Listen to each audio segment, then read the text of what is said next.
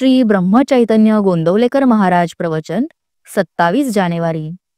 नाम हा परमात्म्याकडे जाण्याचा राजमार्ग। सर्व साधनांत श्रेष्ठ साधन नामस्मरणच आहे, पण त्याचे महत्त्व कळत नाही। ते कळायला खरोखर भगवत कृपाच पाहिजे।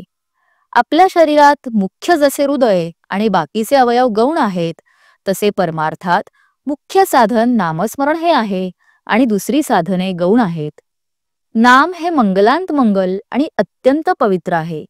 आपले जीवन देवाच्या हाती आहे आणि देव नामाच्या स्वाधीन आहे हे पक्के लक्षात ठेवा। योगात योग करीपर्यंतच समाधान असते, पण नामस्मरणाच्या अनुसंधानात सतत समाधान असते। स्वतः निर्गुण झाल्याशिवाय निर्गुण उपासना होत नाही। तेज दिसणे, नाद ऐकणे या सर्व गोष्टी गुणातच नाही का आल्या? निर्गुण व्हायला देहबुद्धी सुटायला पाहिजे।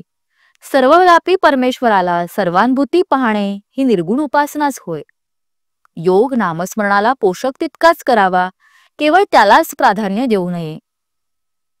योग नामस्मरणाला पोषक आहे, पण नामस्मरण योगाच्या पलीकडे आहे, म्हणून नामस्मरणात योग येतो, योगात नामस्मरण येत नाही।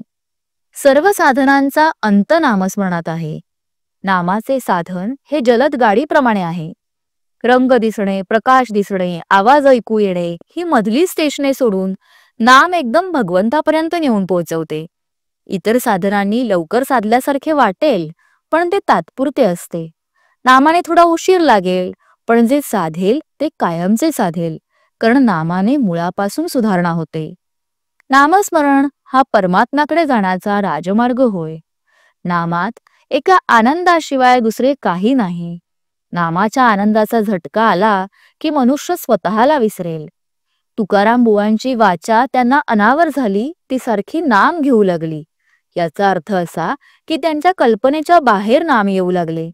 गाडी उताराला लागली की जशी अतिवेगात येते आणि आवरत नाही, तसे हे आहे। आपल्या शक्तीच्या बाहेर कार्य होणे ही भगवंताची कृपा होय।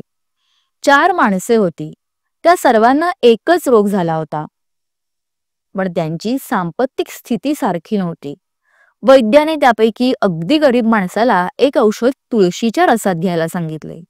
त्याच्यापेक्षा पैसेवाल्याला तेच औषध मधात घ्यायला सांगितले।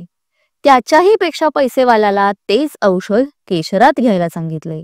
आणि सर्वांत श्रीमंत होता त्याला तेच औषध कस्तुरीत घ्यायला सांगितले। त्याचप्रमाणे ज्याचा जसा अधिकार तसे त्याने नाम घ्यावे। नाम नुसते तोंडाने घ्यावे, नाम श्रद्धेने घ्यावे, नाम वृत्ती सांभाळून घ्यावे। नामाशिवाय जगात दुसरे सत्य नाही अशा दृढ भावनेने घ्यावे। सर्वांना फळ सारखेच मिळेल। बोधवाक्य: सर्व साधनांचा अंत नामस्मरणात आहे। जय श्रीराम।